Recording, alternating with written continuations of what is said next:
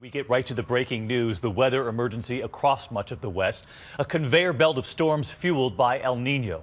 Cars completely submerged in water in some places. One driver snapping this image looking out the passenger's window in Santa Barbara. The streets look like rivers. And inside this restaurant in L.A., listen as the water comes through. Customers simply terrified by what they were seeing. ABC's Matt Gutman leads our team coverage from California tonight. The rain pummeling California tonight. This freeway underwater, the deluge stranding cars, this truck pushing one under a bridge. Strong storms snapping power lines and downing trees, pinning cars. And snarling traffic, nearly 24 weather-related crashes reported. Those El Nino storms delivering so much volume. Breaking through the walls of that LA restaurant.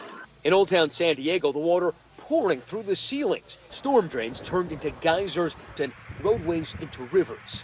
I felt my car slightly lift off, and I just felt all the water, and then I was like, I can't move.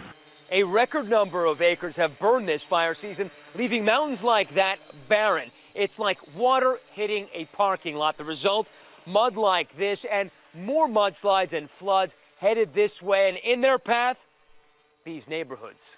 The mud breaking through barriers, threatening Ed Heinlein's house. This is the end game. We're going to have terrible mudslides and clean it up, or we're going to have a mudslide that's going to hit it, going to knock the house off the foundation. We'll probably lose the home. This is the LA River, normally just a trickle of water in a concrete canyon, but right now pushing 150 times its average amount of water. David?